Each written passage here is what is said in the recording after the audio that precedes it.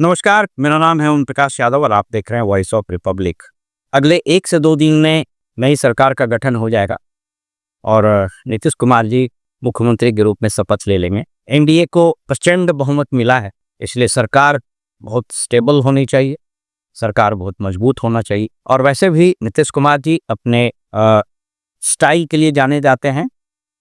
ये गवर्नेंस में किसी का एक लेवल से ज़्यादा इंटरफेरेंस बर्दाश्त नहीं करते हैं, जो एक अच्छी बात है। किसी भी मुख्यमंत्री के लिए, प्रशासक के लिए ये एक अच्छा क्वालिटी माना जाता है। और तमाम तरह के भ्रष्टाचार के जो घटनाएं हुई या एक्सपोजे हुआ, तमाम तरह के आरोप लगे मंत्रियों का, विजिलेंस और इकोनॉमिक ऑफेंस और ईडी के जाल में बहुत सारे ब्यूरोक्रेट फंसे, लेकिन मुख्यमंत्री व्यक्तिगत रूप से उन पर आज तक भ्रष्टाचार का कोई आरोप नहीं लगा है। ये अत्यंत सुखद बात है किसी सरकार के लिए, किसी मुख्यमंत्री के लिए। बेदाग छवि उनकी रही है। आज हम लोग बात करते हैं कि जब किसी व्यक्ति को प्रचंड बहुमत मिलता है और कोई सरकार बहुत थम्पिंग मेजॉरिटी से बनती है, तो उसके प्रति लोगों की आकांक्षाएं, उसके एस्पिरेशंस भी अकॉर्डिंगली शोर अप कर जाते हैं। यानी आकांक्षाएं और अपेक्षाएं लोगों की उछाल मार रहे हैं। आज हम लोग उसी पर बात करते हैं और कम से कम 6 प्रायोरिटीज क्या होने चाहिए गवर्नमेंट के, या फिर 6 कौन से चैलेंजेस है जिसको गवर्नमेंट को एड्रेस करना होगा, उस पर बात करते हैं। सबसे पहली चुनौती इस नई सरकार को जो के सामने जो आएगी वो है लॉ एंड ऑर्डर, मशीनरी और क्राइम। लास्ट फ्यू ईयर्स, खास करके पिछले 3-4 सालों में अपराध की घटनाएं न सिर्फ आंकड़ों में बढ़ी हुई दिख रही है, अपितु ये जमीन पर भी उसी तरीके से दिखी है। राजधानी में खिमका मर्डर केस से लेकर के और कई व्यापारियों की हत्याएं, इसके अलावा पुलिस कर्मियों पर हमले बढ़े, कई पुलिस अधिकारी मारे गए, जेल से अपराधियों के तांडव करने की बातें यदा-कदा सामने आते रहती हैं। तो सबसे पहली प्राथमिकता इस सरकार को होगी कि how to check the spurt in crime and how to ensure maintenance of law and order. मेरी लगभग 34 साल की नौकरी हुई और मेरी ये समझ कहती है कि पुलिस में तुरंत और व्यापक सुधार की आवश्यकता है। पटना को इमीडिएट पुलिस कमिश्नरेट में बदलने की आवश्यकता है। मैंने कई बार कहा है कि कदाचित इस देश में बड़े राज्यों में अगर झारखंड को छोड़ दिया जाए तो बाकी शायद कोई ऐसा राज्य बचा हो जिसकी राजधानी कम से कम पुलिस कमिश्नरेट सिस्टम से बची हुई हो। तो पुलिस कमिश्नरेट सिस्टम का यहाँ तुरंत लागू किया जाना ये सरकार की प्राथमिकता होनी चाहिए। अदर ये फर्स्ट 100 डेज का प्रोग्राम भी होना चाहिए।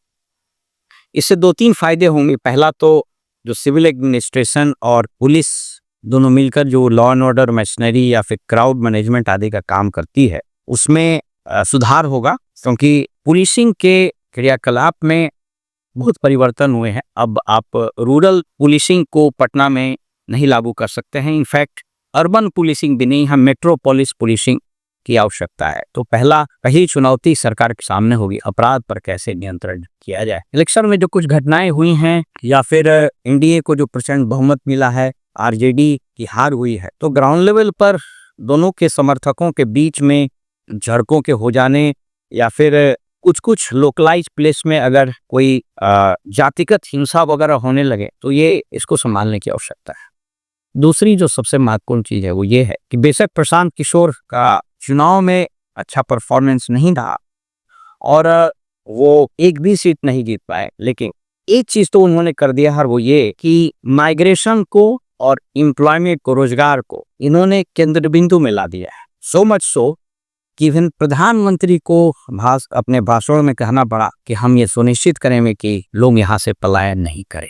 लोगों की अपेक्षाएं भी बड़ी है। बेशक प्रशांत किशोर के इस नैरेटिव्स के बाद भी और जो अपेक्षा की जा रही थी कि बड़ी संख्या में माइग्रेंट वर्कर्स वोट देंगे, यंग लड़के वोट देंगे, वैसा कदाचित नहीं हुआ। चूंकि जो आंकड़े आए हैं उसके हिसाब से लगभग 2 से 3% ही उनको वोट मिला है। तो इसका मतलब है कि उस सरकार पर उन लोगों ने भी अपना फेथ रिपोज किया है। तो एक बहुत बड़ी चुनौती है, ये कोई मामूली चुनौती नहीं है। एक अनुमान के मुताबिक करीब 2 करोड़ स्किल्ड और सेमी स्किल्ड वर्कर्स इस राज्य से माइग्रेट करते हैं। वो दशहरा और दीपावली, छठ आदि में आते हैं। और आपने देखा कि किस तरीके से ट्रेन में, बसों में या अन्य मोड ऑफ ट्रांसपोर्ट में जलील होकर और बहुत तकलीफ में वो लोग आए और फिर वापस उसी तरीके से जा रहा है। ट्रेन की संख्या बढ़ा देना या बसेस का इंतजाम कर देना, ये कोई सॉल्यूशन नहीं है। सॉल्यूशन ये होना चाहिए कि वो माइग्रेशन कैसे रुके। इनफैक्ट एक बहुत senior IPS officer, decorated IPS officer हैं श्री अरविंद पांडे जी, उन्होंने अपने डिजिटल प्लेटफॉर्म पर इस बड़ी अच्छी सी व्याख्या की है कि कदाचित बिहार में माइग्रेशन को रोकने के लिए सबसे पहली बात जो सार्थक, गंभीर और सब्सटैंशियल प्रयास हुए थे वो डॉक्टर श्री कृष्ण सिंह जी के समय राज्य के पहले मुख्यमंत्री। इनके कार्यकाल में जब बिहार और बंगाल एक था तो कितने इंडस्ट्रीज लगे, चाहे वो बोकारो हो, चाहे रांची का एजीसी हो, चाहे बेगूसराय में थर्मल हो, रिफाइनरी हो, फर्टिलाइजर का हो। तो इन सारी चीज़ों में उन्होंने बहुत काम किया था। मुझको याद है, आपको अगर स्मरण हो, जब बिहार और बंगाल का विभाजन हो रहा था तो धनबाद, जो कि कोयला खदान के लिए जाना जाता है, कदाचित इस देश का one of the largest deposit of coal है वहाँ पर, वो बंगाल में जा रहा था।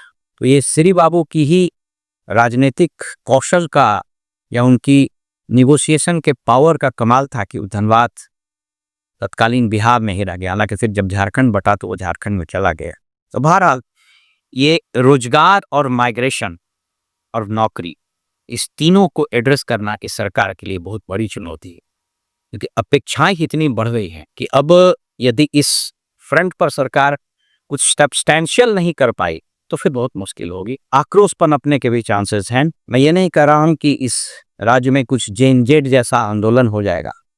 हालांकि आज के तारीख में कोई भी व्यक्ति, जिसको चाहे कितनी भी राजनीतिक प्रशासनिक समझ हो, वो यंग जनरेशन्स के थॉट प्रोसेस, उसके एस्पिरेशंस, उसके आक्रोश आदि को नहीं समझ पाता है। आपने देखा कि नेपाल में किस तरह से स्पॉन्टेनियस आउटबर्स्ट हुआ, उसमें पक्ष विपक्ष दोनों के नेता निशाने पर आए, कई लोग मारे भी गए और सरकार दस्त हो गई।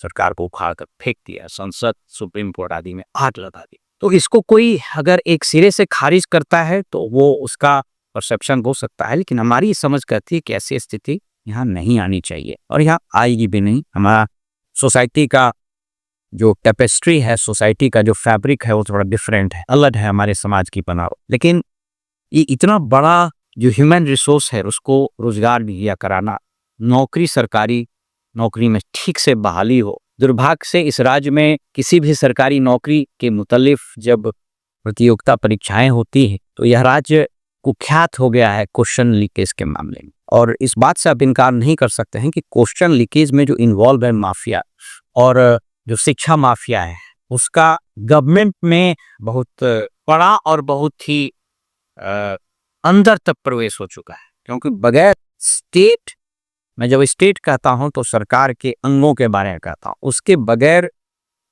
एक्टिव या पैसिव सपोर्ट के कोई इतना बड़ा काम नहीं कर सकता है। कितने क्वेश्चंस लीक हुए, इतने नौकरियां में पैसे लेकर नौकरी देने की बात आई। आपने देखा कि एक एक्स डीजीपी पुलिस भर्ती बोर्ड में उसका नाम आया, अभी तक उसकी गिरफ्तारी नहीं हुई है। वो कहाँ जाएगा, उस पर केस होगा नहीं होगा मुझको नहीं पता। दरोगा भर्ती बोर्ड, सिपाही भर्ती बोर्ड, एसएससी, बीपीएससी में भी कई बार आरोप लगे हैं।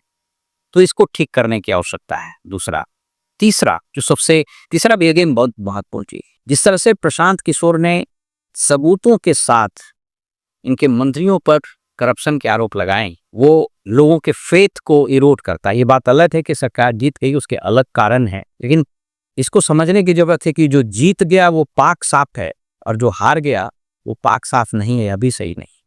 क्योंकि अगर जीत जाने से अपराधी बेगुनाह हो जाए तो जो जेल से रह करके जीत गए तो कोर्ट को उनको छोड़ देना चाहिए, वैसा होता नहीं। तो जो भ्रष्टाचार के आरोप मंत्रियों पर लगे हैं, अशोक चौधरी से लेके बाकी और लोगों पर, इससे कैसे निपटेगी? क्या इस सरकार में इतना कुवत होगा, इतना स्ट्रॉन्ग पॉलिटिकल विल होगा कि ऐसे लोगों को कैबिनेट से बाहर रखने का जोखिम मुख्यमंत्री उठा सकते हैं? मेरी सलाह तो जरूर रहेगी कि मुख्यमंत्री को इतना जबरदस्त बहुमत मिला है तो इस तरह के दागी मंत्रियों को बाहर निकाले जाए। अपने ग्रामीण विकास विभाग के जो मंत्री हैं श्रवण कुमार, उसके बारे में देखा कि एक मीडिया में कुछ लेटर्स वायरल हुए, पंचायती राज विभाग के जो मंत्री थे उनके संबंध में निकला, प्लस ऊर्जा वगैरह तो ऐसे भी बदनाम विभाग है, रोड, बिल्डिंग्स और ट्रांसफर पोस्टिंग में तो जिस तरीके का नंगा नाच हुआ है, इसको कैसे चेक किया जाए। ट्रांसफर पोस्टिंग के भ्रष्टाचार को तो रोकना कोई बहुत बड़ी बात नहीं है। मैंने कई बार कहा है कि एक ट्रांसफर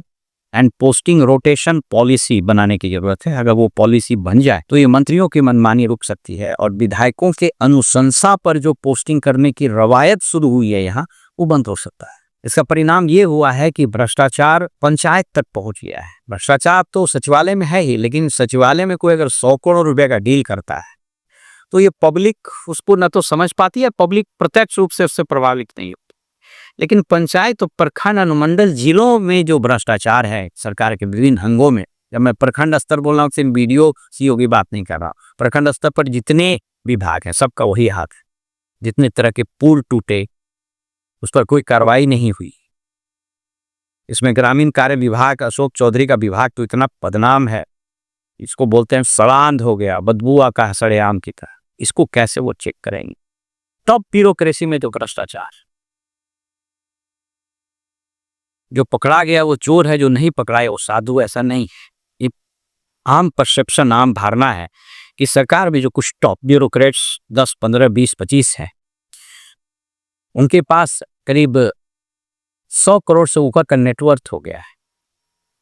ये तो मेरे पास कोई सबूत नहीं है कि मैं कह सकता, लेकिन परसेप्शन यूं ही नहीं बनते हैं। जिसको कहता है ना कि कहीं धुआं उठ रहा है तो आग जरूर होगा।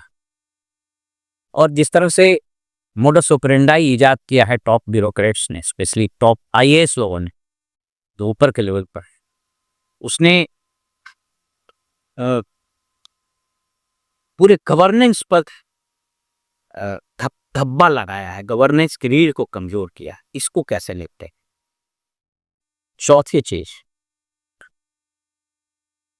इस सरकार में जितनी घोषणाएं की, पेंशन बढ़ाने की, फ्री बिजली देने की, रसोइया का मानदेय बढ़ाने की, पंचायत के निर्वाचित प्रतिनिधियों के मानदेय बढ़ाने की, इसके अलावा जो विभिन्न आउटसोर्स्ड एम्प्लॉयज हैं उनके मानदेय और उनके सपोर्ट वगैरह को बढ़ाने की, और महिला रोजगार योजना जो इनका ट्रंक कार्ड तुरुप का इक्का साबित हुआ, जिसमें इन्होंने 10,000 रुपये दिए, जिसके कारण सरकार इतनी बड़ी बहुमत से जीती। अब ये तो स्थापित हो चुका है, ये परम सत्य है, इसे कोई इनकार नहीं कर सकता है।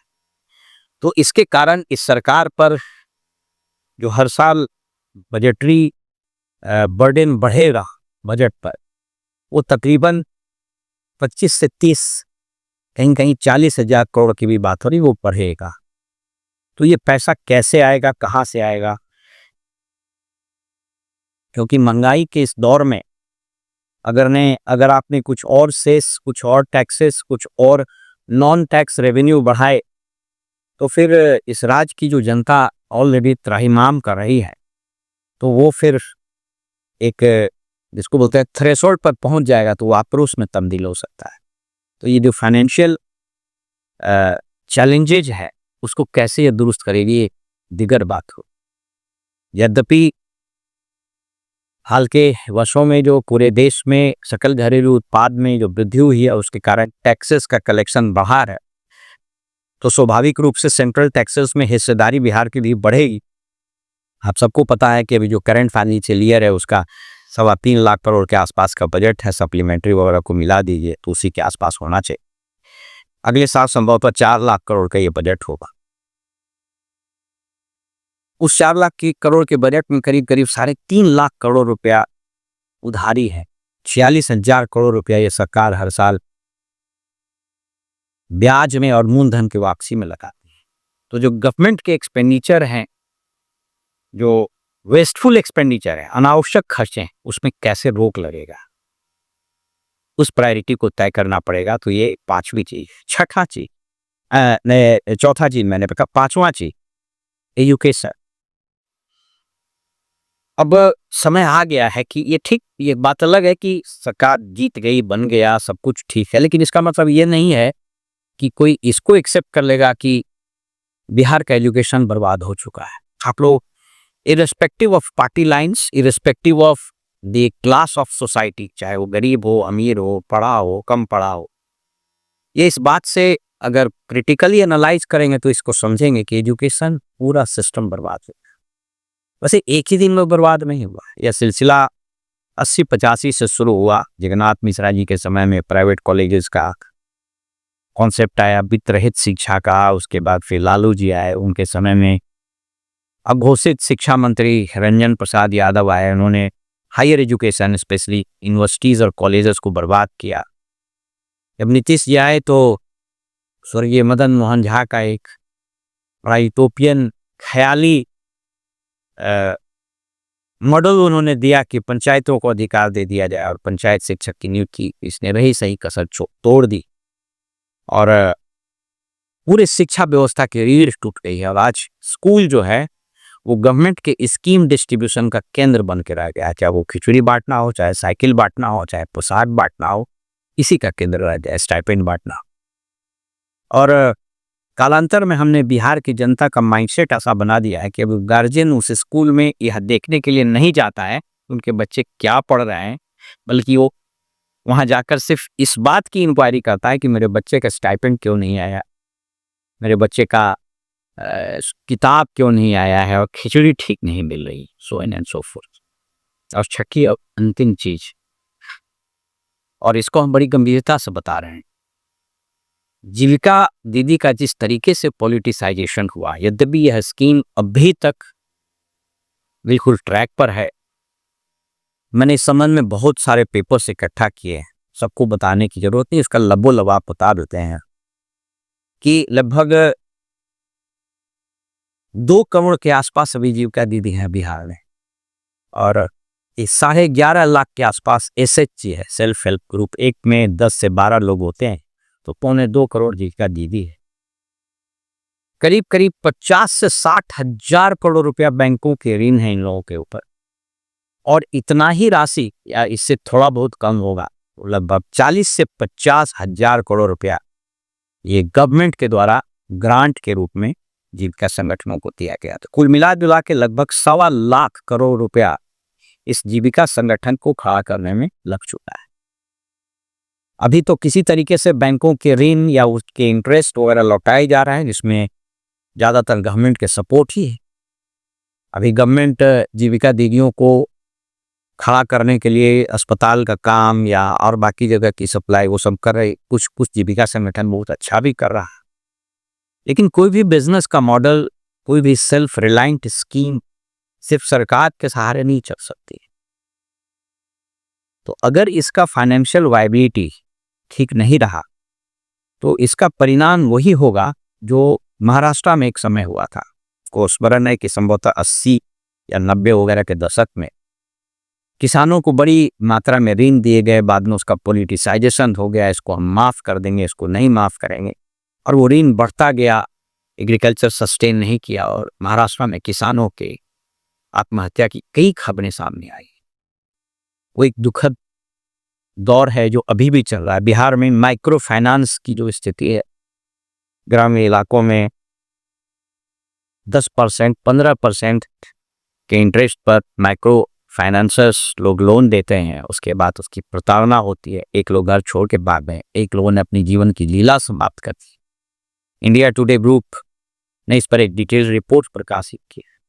मैं बताना ये चाह रहा हूं कि किसी भी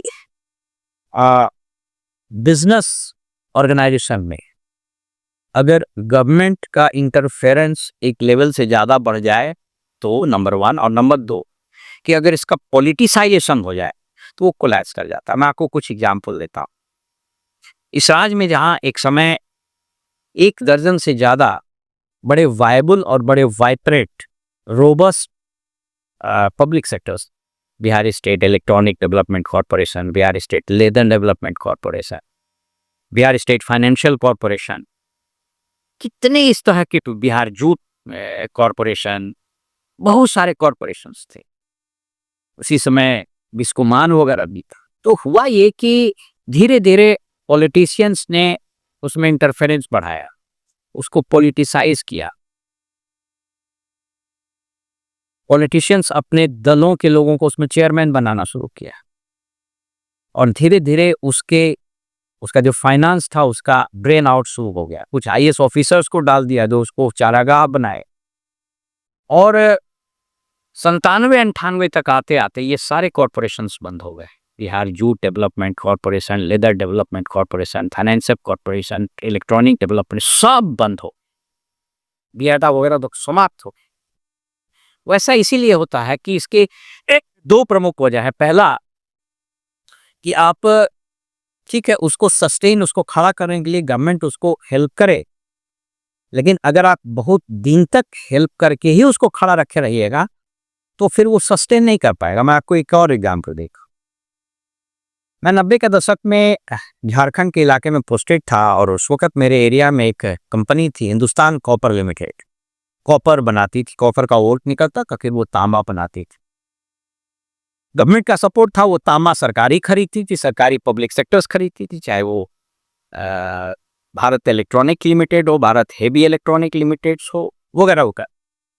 जब 90 में उदारीकरण आया और बाजार खुल गया तो हुआ कि वो कॉम्पिटिटिव प्राइस हो गया, तो उस कॉम्पिटिटिव प्राइस में हिंदुस्तान कॉपर लिमिटेड सस्टेन नहीं की और कम रेट में कॉपर मिलने लगे। और उसका परिणाम ये हुआ कि हिंदुस्तान कॉपर लिमिटेड बंद हो गया और ये 90 से 96-97 होते होते बंद हो गया, 7-8 साल। तो यहाँ आप अभी 1.25 लाख करोड़ रुपया का मदद किए हुए हैं। जीविका शुरू हुआ 2006 में, 19 साल हो गए। अगर ये नहीं सस्टेन किया, स्वयं नहीं सस्टेन किया, क्योंकि अभी तो आप सस्टेन करा रहे हैं कि हॉस्पिटल का कॉन्ट्रैक्ट किसी के दे दो, पर्दा यही बनाएगा, क्योंकि मुख्यमंत्री जी का तो एक कैडर बन गया, जीविका तो कैडर बन गया जदयू का।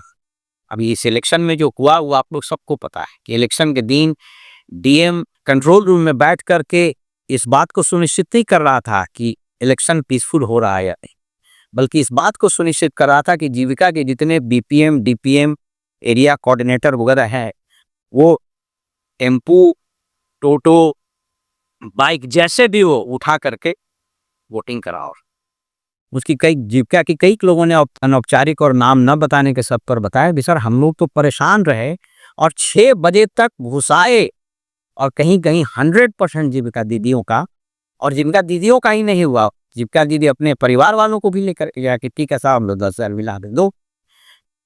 ये ठीक है, एक अलग इशू है, लेकिन मैं कहना यह चाहता हूं कि जिस तरीके से जीविका संगठन का राजनीतिकरण हुआ, मुख्यमंत्री की सभा में जीविका दीदी आ जाए, मोदी जी की सभा में जीविका दीदी बुलाओ, कोई कार्यक्रम हो जीविका दीदी बुलाओ, भीड़ बढ़ाने के लिए जीविका दीदी बुलाओ, तो ये जो राजनीतिकरण हुआ है, डर इस बात का है कि कहीं इसके एक्सट्रीम पॉलिटिसाइजेशन के कारण इतना शानदार कार्यक्रम और इतना शानदार संगठन ये बर्बाद ना हो जाए। ठीक वैसे ही जैसे 90 के दशक में बिहार सरकार के सभी लोक उपक्रम बंद हो गए। मैं पुराने लोगों को याद दिला दूं, बिहार सरकार में एक डिपार्टमेंट ही हुआ करता था, ब्यूरो ऑफ पब्लिक इंटरप्राइजेज, जहां मुख्य सचिव स्तर के अधिकारी पदस्थापित रहते थे। तो जितना बिहार सरकार का पब्लिक सेक्टर डूबा वो 2 कारण से डूबा। एक, अनप्रोग्राम्ड गवर्नमेंट सपोर्ट, ग्रांट देकर, सब्सिडी देकर उसको जिंदा रखे, वैसे ही जैसे मरीज को आप वेंटिलेटर पर जिंदा रखें। और दूसरा, पॉलिटिसाइजेशन और उसका जो नॉन फाइनेंशियल या नॉन बिजनेस काम है उसको कराना। जीविका दीदी का ये काम नहीं है कि मोदी जी का भाषण सुनने जाए, जीविका दीदी का ये काम नहीं है कि नीतीश कुमार के कार्यक्रम में भीड़ बढ़ाए, जीविका दीदी का ये काम नहीं है कि आपके लिए वोट दे। ये तो अभी तो मजा आ रहा है, लेकिन ये जो एक्सट्रीम पॉलिटिसाइजेशन हुआ है और जो 1.25 लाख करोड़ रुपए का जो एक तरह से समझिए कि लायबिलिटीज जीविका दीदियों पर है, ये कोई भी गवर्नमेंट सस्टेन नहीं कर पाएगा। एक बार सरकार ने अपना सपोर्ट हटा दिया, उसको कई लोगों ने बताया कि सर आज के तारीख में अगर गवर्नमेंट अपना सपोर्ट हटा ले तो जो लगभग 11.5 लाख जीविका दीदियाँ है उसमें से 20% से ज़्यादा जिंदा नहीं रह सकेगी, और जो वो कर्ज में डूबेगी तो फिर कहीं ऐसी स्थिति ना हो जाए जैसे महाराष्ट्र में किसानों के साथ हुआ था। तो ये कुछ 6 चुनौतियां हैं सरकार की और प्रायोरिटीज है। मैं इसको कंस्ट्रक्टिव वे में बता रहा हूं कि अगर सरकार के नुमाइंदे इसको सुनते हैं तो इस पर अमल किया जाना चाहिए, क्योंकि जनता ने आपको मैंडेट गुड गवर्नेंस और डिलीवरी के लिए दिया है। अगर आपने हर चीज में राजनीति घुसाया तो फिर बिहार में अगर सिस्टम कोलैप्स हुआ, ऑलरेडी हमने जैसे जिसकी चर्चा मैंने की, एजुकेशन बर्बाद हो चुका है, governance, law and order, finance वगैरह सारा चीज। लेकिन मेरी शुभकामना भी है, मेरी अपेक्षा भी है कि इतने प्रचंड बहुमत से जो सरकार आ रही है और नीतीश कुमार के कुशल नेतृत्व में इन चीजों को वीड आउट करेगी। Last but not the list, corrupt लोगों को, वेस्टेड इंटरेस्ट वाले लोगों को, चाहे वो ब्यूरोक्रेट हो, चाहे वो पॉलिटिशियन हो, चाहे मिनिस्टर हो, आप एक बार हिम्मत दिखाइए। आपकी छवि अच्छी है, इन सबों को बाहर कीजिए। नए लोगों को जिसकी अपेक्षाकृत अच्छी छवि है, और एक क्लियर कट मैसेज जाना चाहिए कि from top to bottom, not from bottom to top. एक क्लियर कट मैसेज जाना चाहिए कि अगर मुख्य सचिव भी पैसा लेते हुए बात आती है, अगर अपर मुख्य सचिव भी इन्वॉल्व है, अगर मिनिस्टर भी इन्वॉल्व है, तो उसके घर पर इकोनॉमिक ऑफेंस का रेड हो। अगर आपके सचिवालय में भी कुछ अधिकारी पैसा ले रहे हैं, खा रहे हैं, सिस्टमेटिक ढंग से लूट रहे हैं, तो उसके यहाँ भी इकोनॉमिक ऑफेंस, विजिलेंस और ईडी का रेड हो। ये अगर आपने कर दिया तो इतिहास आपको सदैव एक शानदार व्यक्तित्व, एक शानदार नेता और एक शानदार प्रशासक के रूप में याद करेगा। फिलहाल में इजाजत दी और आप देखते रहिए वॉइस ऑफ रिपब्लिक। नमस्कार।